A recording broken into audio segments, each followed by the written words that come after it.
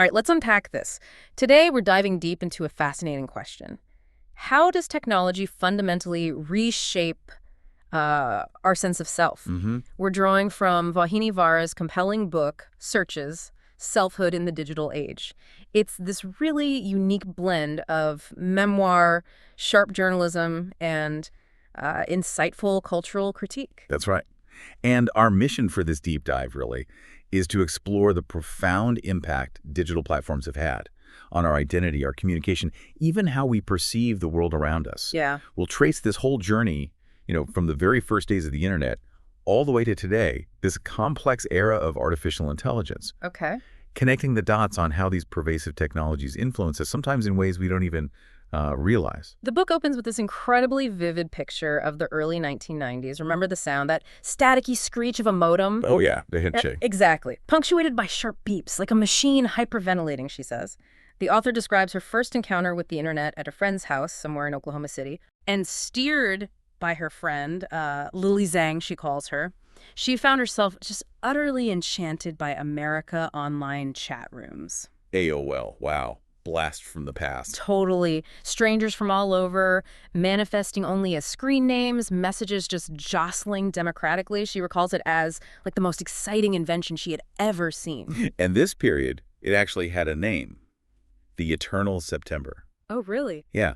In the internet's early days, university students would flood message boards each September. And the older users got kind of irritated. But what really kicked off the Eternal September properly was commercial internet access becoming widespread. Remember those floppy disks and CDs? Well, like you from AOL offering free hours. Exactly, sent right to your home. That suddenly made the internet accessible to millions, and it fundamentally changed the whole online landscape. It went from this niche academic thing to, well, a mass phenomenon. The author talks about being in a 17 magazine chat room. Remember those? Basically, yeah. Where this girl named Chloe was basically queen, advising everyone on how to be hotter. But doubts quickly came up about whether Chloe was being honest. Like, at the very least, her hair had to be dyed. Right. Early online skepticism. It was an early lesson in online deception, definitely. And for the author, she was facing social marginalization after moving from Oklahoma to Washington. So the internet, where nobody knows you're a dog, that old cartoon, it became a place where she actually felt believed. It really makes you wonder, doesn't it, how early these patterns of crafting an online persona really started. It's absolutely a key insight into the digital age, this deep longing for an audience and for a new way to present yourself. Yeah. Like essayist Gia Tolentino notes in Internet Online, your audience can hypothetically keep expanding forever and the performance never has to end. Wow. And the author herself, Gara, she used early email to kind of craft this public intellectual persona. Download. Yeah. Yeah, dropping deep-sounding quotes to her crush instead of, revealing her real anguish about her sister's illness. This was social capital, right? Even back then. Building an identity. So by 95, things are shifting. Browsers, search engines, they're quickly replacing those AOL portals. Right. Netscape, Alta Vista. Yeah. And then in 96, the Communications Decency Act tried to regulate online content. But it was largely struck down, which led to this really crucial piece of legislation called Section 230. Ah, yes, Section 230. Still hugely debated today. Right. And President Clinton famously declared the best path forward was not to stand in the way, to do no harm. And just to quickly clarify for you, Section 230, in essence, it shields online platforms from legal liability for the stuff their users post. Okay. And it also lets them moderate content as they see fit. Now, this hands-off approach was probably vital for the internet's rapid growth back then. Sure, you could see that. But it's exactly what critics now point to as, enabling the spread of misinformation and harmful content. Right. And this approach also allowed for just a massive, unprecedented collection of personal data. As a history of Google Notes, link by link, click by click, search is building possibly the most lasting, ponderous, and significant cultural artifact in the history of humankind. The database of intentions. The database of intentions. That's a powerful phrase. Isn't it? It's not just a record of what we look for. It's like this living map of our unspoken desires, our fears, our vulnerabilities, constantly being refined and, frankly, used to predict our next move, often without us fully realizing it. That is chilling. The author shares how her own search history is incredibly personal. Like, one morning she searched Ewing sarcoma prognosis for her sister's diagnosis, gets medical info quickly. Yeah, the utility's there. But then Google also surfaces these bizarre searches like a sexy rubber duck picture or how to kill someone without getting caught from Quora threads. Right, the whole spectrum of humanity. Exactly. What does it tell us about online search when something so private also reveals these universal, sometimes pretty unsettling human desires? That's a great point. And what often gets missed is the assumption of objectivity we bring when we use these tools. Well, you just trust it, right? We do. And while Google often provides useful info from reputable sources, think about the work of Sophia Umoja-Noble. She's an Internet and Information Studies scholar. Okay. She recounts how searching for Black girls initially just brought up pornographic sites. Oh, wow. Now, Google admits it prioritizes sites linked from high-quality sources and allows paid ads, sure. But commercial entities exploit the algorithms and existing biases in, published material. They just get reinforced, reified in search results. So objectivity is? It's a mirage, as Noble puts it. It's interesting, too. Google put out this Black Girl Magic video after her book came out. And it appeared after many of the really problematic examples she cited were suddenly no longer present in the search results. Convenient. And it gets even more personal because since 2009, Google defaults to personalizing searches. Right, based on what it knows about you. Like prioritizing Epicurious if you click their recipes a lot. Or showing Chicago Bears results if you search football from Chicago. Tailoring your reality. Totally. And the author, looking back at her own search history from 2005 onwards, it became this surprisingly moving, comprehensive record of her life. Like a diary you didn't know you were keeping. Exactly. From World's Ugliest Dog to Why Am I Afraid of Marriage? What predicts divorce? What does a womb smell like? Even years later, How to Be More Beautiful. Wow. It just exposes our evolving needs, our deepest desires, doesn't it? Absolutely. And this drive, this need to understand and predict our behavior, it quickly moved beyond just search. Think about Amazon. Right. The author describes its origins, starting humbly, Jeff and Mackenzie Bezos in their garage near Seattle. Around the time she was dreaming of being a writer in Barnes & Noble. Exactly. But Amazon's growth, well, it was exponential, just huge. Yeah. From 1998 to 2021, the number of physical bookstores in the U.S. fell by half, cut in half. And Amazon now sells over half of all U.S. print books. Bezos even predicted, kind of dismissively, that physical bookstores would compete by having better lattes, better sofas. Ouch. He defined Amazon's mission as making customers happier, right? Yeah. Even if that meant letting users trash a book in reviews. Yeah, because it helps people make purchasing decisions. That laser focus on the customer, combined with just massive scale, it led to this unprecedented market dominance. For the author, books are now the only thing she tries not to buy on Amazon. As a matter of principle, trying to support independent bookstores. I think a lot of people feel that way. But she admits it's a hassle. Waiting for emails, driving to pick up, adding a 30-minute errand. Life gets in the way. It does. This highlights that central tension, doesn't it? As her friend Sanam argued, individual boycotting, it's probably not going to undo Jeff Bezos' empire. Right. It feels futile sometimes. But maybe it's more about living according to your own values, understanding that these small ways that we just exist in the world matter. That's a powerful perspective. And it's a sentiment Mackenzie Scott, Jeff Bezos' ex-wife, clearly embraced. She became one of the most ambitious philanthropists in the world after their divorce. Giving away most of her wealth until the safe is empty. Yeah, it's a different path. The author even started this rule for herself. Every time she bought something on Amazon, she had to review it and explain why. Oh, wow. Like self-flagellation? Kind of. To shame herself into doing it less, like she bought a pop-up world atlas for her son because of pandemic shipping delays, wasn't sure it would arrive otherwise. Understandable. Or hand warmers for her mom's Raynaud's phenomenon that were just a really good deal. It's such a relatable struggle, isn't it? Totally. How often do we reach for the easiest option, even when it kind of clashes with our values? It's a constant battle with convenience. Yeah. And it really highlights how ubiquitous these platforms are. They're just so embedded, so convenient. It's incredibly hard to avoid them. Yeah. But it's not just about, buying stuff. These corporations are deeply embedded in societal structures, too. Well, the author gives an example. Buying a Vino body wash cheaper in a 3-pack on Amazon than at Walgreens, right? Okay. But then she notes, Walgreens donated to politicians who challenged the 2020 election certification. Johnson & Johnson, Avio's parent company, also gave to that group, and so did Amazon. Wow. So your simple purchases tangled up in all that? Exactly. It starkly illustrates how this is the world we live in, and the world we've brought into existence. It's all interconnected. So we've got search engines building this database of intentions, convenience driving our consumption, and this drive to understand and predict us, it obviously migrated to social platforms too. Oh, absolutely. Think back to 2006, Facebook launches the news feed. I remember the uproar. People were immediately disgusted, felt like such an intrusion. Totally. And Mark Zuckerberg made that famously tone-deaf comment, "A squirrel dying in front of your house may be more relevant to your interests right now than people dying in Africa." Oof. Yeah, I remember that. Despite the protests, Zuckerberg pushed it through, and eventually people just got used to the intrusion. We adapted. We did. But this subtle psychic violence, as Vara calls it, of endlessly comparing our, imperfect fleshy selves with the sanitized digital simulacra online. Yeah. It can lead to real anxiety, depression, especially for teens spending hours scrolling. For sure.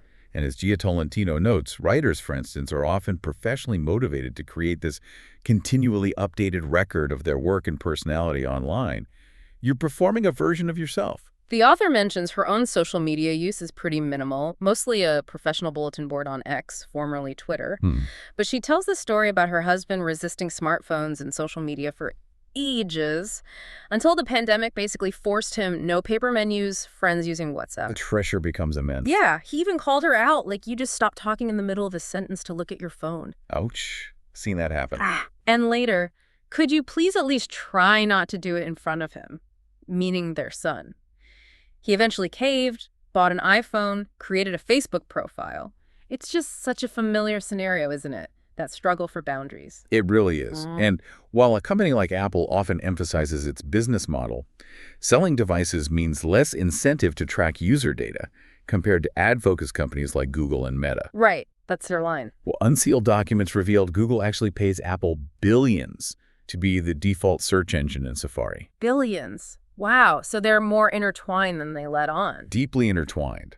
Meanwhile, Facebook rapidly evolved its advertising, moved beyond basic demographics to what they call demand generation. Meaning?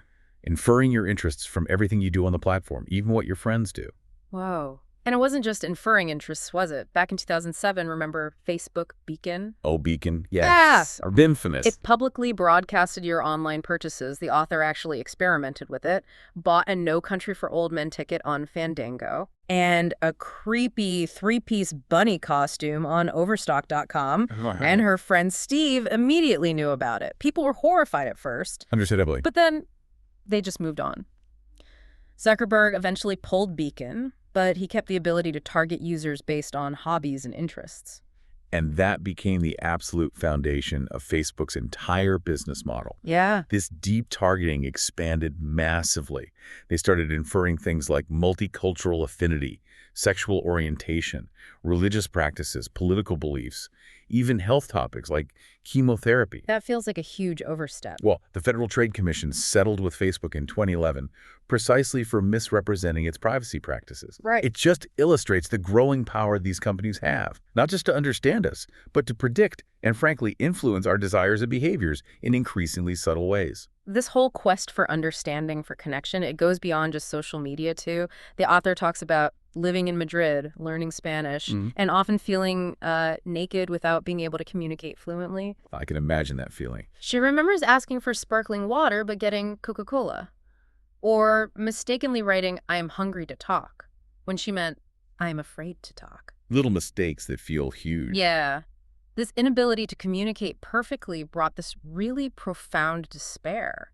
A feeling that, quote, communion would be impossible if our style of communicating was fundamentally incompatible with, or worse than, that of others. It's such a potent reminder of how tied our identity is to language. It really is. And this experience reflects these deeper themes of language and identity. She recalls childhood embarrassment, like her parents inventing Telugu words for bodily functions, or mispronouncing English vowel as wovel. There was this underlying idea that American English was somehow a higher language. Right. And adopting an American identity often meant dropping Canadianisms, like saying mom instead of mum, or right instead of hey, even if it slightly changed the meaning. assimilation through language. She tells another story. In a language exchange club, she used Madre de Alquiler. She thought it meant mother-in-law unit. Okay, reasonable guess. Turns out it means surrogate mother. Oh, big difference. Yeah, led to profound shame. And her friend Shoba, who used to be Anita in the U.S., but Anita sounds like a diminutive, like a little child in Spanish, shared similar feelings, as did the writer Chumpalahiri, who feels she does not fully belong to any language. That in-betweenness. Yeah, and the problem is language isn't just words, right? People link it with other signals, like accents, before they even interpret the meaning.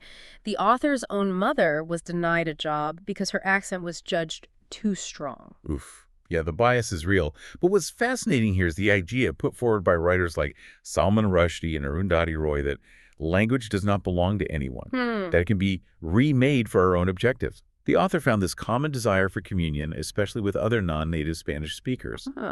In that space, language sort of lost its meaning as symbol of power and gained this more basic, more elemental function, just pure communication. Yeah. This desire for communion popped up in unexpected moments, too, like sharing a sense of torment with an Uber driver after he described Goya paintings. Wow. Or having these moments with family that felt like mind reading, which she links to deep intimacy.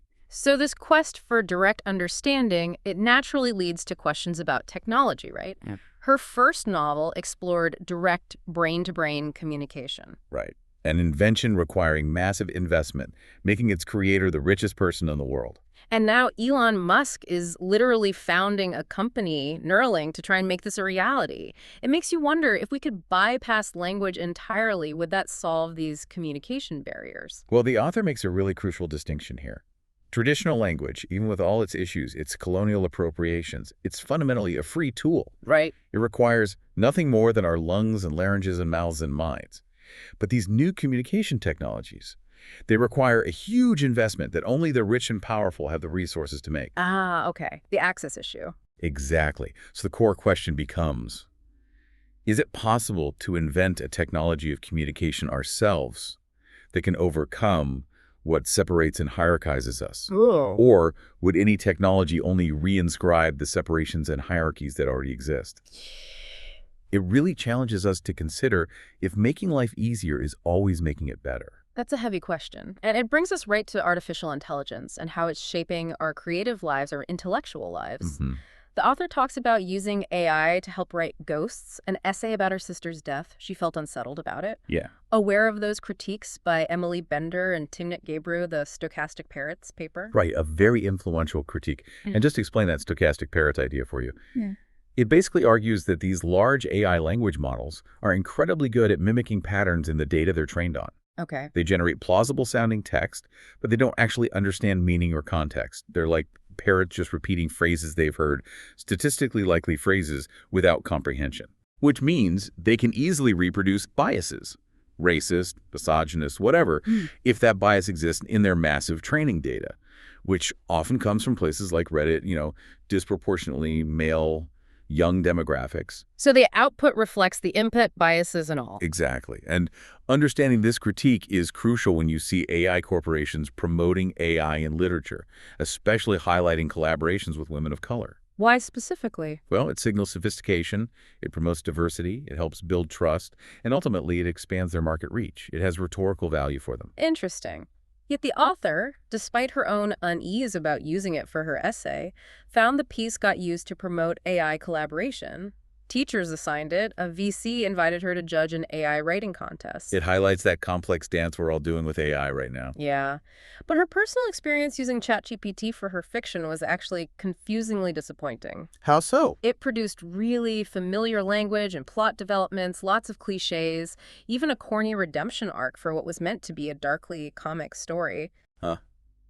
Yeah. Other writers like Ben Lerner have found AI prose kind of anodyne, crabwise, he called it, bland. Even an AI text generated about a Thai woman, the author notes, had factual errors and just really generic language. It lacked authenticity. The parrot problem again.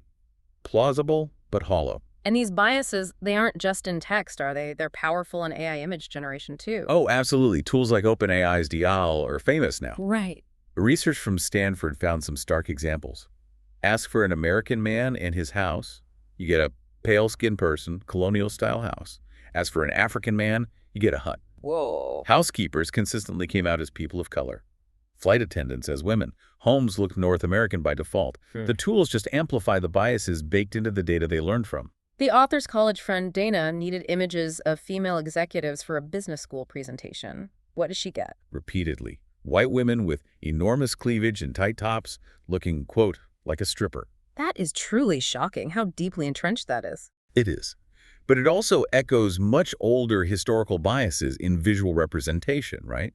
The very first photo uploaded to the World Wide Web back at CERN. What was it? It was a pop group of 4 women, less horrible cernettes, with, as the author puts it, booties and boobs out. A programmer at the time just noted, sex sells. Wow. So right from the start. Right from the start. This male gaze, as art historian John Berger called it, has always shaped how women are depicted. Major museums like the Prado and Louvre, less than 1% of their exhibited work is by female artists. Less than 1%. Yeah. Even interpretations of early cave paintings are often viewed through patriarchal lenses.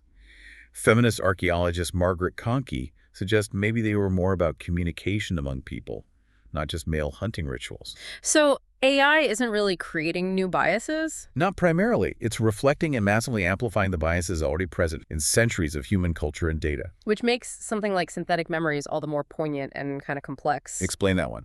It's a project, partly funded by Google, that aims to use AI to generate images for memories that were never captured on camera. Oh, interesting. Like helping dementia patients, refugees, incarcerated people, letting them reclaim visual pasts they don't have photos of. That sounds potentially wonderful, actually. It does, on the surface. But Google's involvement immediately raises flags, right? Privacy, data ownership, the potential commodification of these incredibly personal histories. Absolutely. The source of the technology matters. Yeah. And ultimately, this tension is clear. AI offers these tantalizing possibilities.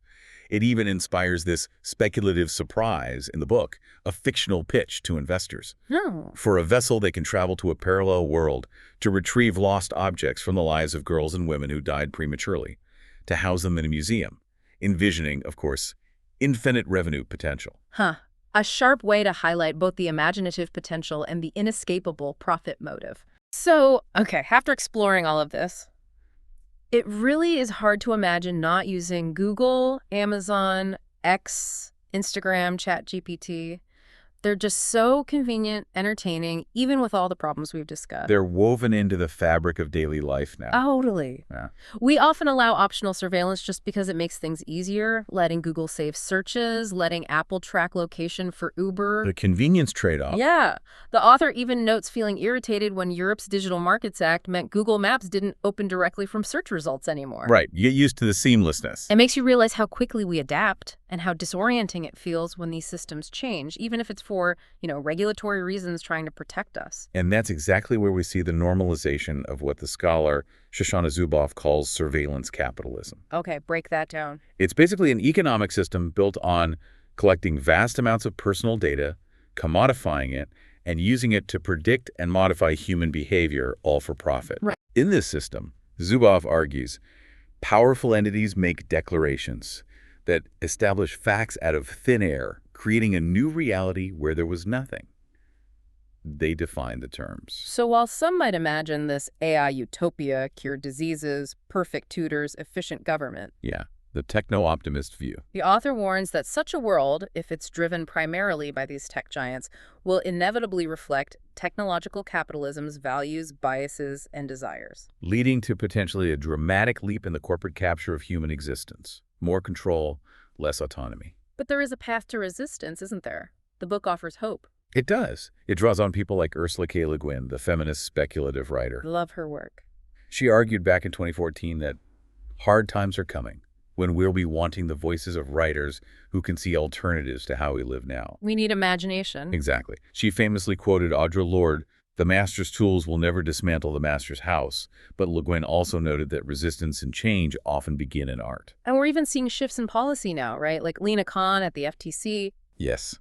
She built her career arguing that Amazon's market power wasn't just about lower prices, it actually leads to less choice and diversity for readers, harm beyond economics. And now the FTC and the Justice Department are filing these major antitrust cases against Amazon, Meta, Google, Apple. A U.S. judge even found Google violated antitrust laws partly through those search deals with Apple we mentioned. Right. This pushback from citizens, from governments, it's a crucial start. It means we can start to imagine alternatives. Like what? Alternative ownership models for technology, maybe more community-based projects, ways to have useful tools without concentrating so much wealth and power, without exploiting users. Using Audre Lorde's critique of the master's tools to find genuinely new approaches. Exactly. Prioritizing our differences among us as an asset, she said, to return with true visions of our future. The key question hangs there. Can we subvert these tools, or are they inherently corrupted by their origins and ownership? It's a tough one. And Lorde, interestingly, had little patience for just feeling guilty without taking action. She urged us to look outward, not inward. Focus on changing the structures. The author ultimately brings it back to something really powerful and personal. Being alive, for her, is defined in these intimate, tangible details. Like what? Her son's trembling lip, the crabapple tree blooming in April, the tang of a kiwi, the actual physical feel of her writing. Browning experiences. Yeah, and it's also in these private daydreams she has of a future where her son's generation dismantles these extractive systems, where summertime is pleasanter, where borders and prisons are abolished, where we take collective ownership of machines. That human capacity, that specific ability to imagine alternatives to the current reality. Yeah. And then to communicate among ourselves to turn those alternatives into reality on a large scale. That, the author suggests, is what allows for real progress and change. It starts with imagination. When people were asked in the book's research what a gathering for a new kind of communication technology might be like, what did they say? The responses were amazing. Everything from communal hugs and jumping on trampolines to a large outdoor feast with shared food like a potluck, to Judy Chicago's famous dinner party installation, That Triangle for Women, or even just a rave. So embodied communal experiences. Exactly. Yeah. Less screen, more presence. And what would this new world, this imagined world on the other side of creation, actually be like? Well, some imagine it would be pretty much like this one, maybe a bit cynical, or even a dystopia masquerading as a utopia. Okay, the skeptics. But others envision something really different. Safe, peaceful, freeing, terrifying, exhilarating freedom. Wow. A quiet morning where you don't have to wear socks and someone who loves you is making breakfast. Simple human things. Yeah. A world like Stockholm, maybe, constantly changing. A utopia, or perhaps just a vague sense of a better world. It is, she concludes, in the end, an invention, a declaration, maybe even a joke. But it's ours to imagine. So this deep dive into our digital lives, it really reveals just how intertwined our selfhood has become with the technologies we use every day. From those earliest chat rooms, like full of possibility and deception, to the really complex algorithms shaping our feeds today, we're constantly navigating this tension, aren't we? Between convenience and control, connection and surveillance. Absolutely. And the sources we've looked at, they raise such critical questions, like who really benefits from these technologies? How are they shaping our perceptions, maybe without us noticing? And can we actually exert real agency, real choice in a world that feels increasingly molded by these incredibly powerful corporations? Yeah. As you, listening, reflect on your own digital footprint, your own database of intentions maybe, what lost objects or uncaptured moments might you want to reclaim? Something technology hasn't touched. That's a deep question. And maybe the biggest one. What would it truly mean to imagine and then actually start building technologies that prioritize genuine human connection, shared purpose, rather than just making our individual lives easier or more efficient? Could we build tools that serve community, not just commerce? It's definitely a compelling thought for all of us to consider as we log off or maybe just switch apps.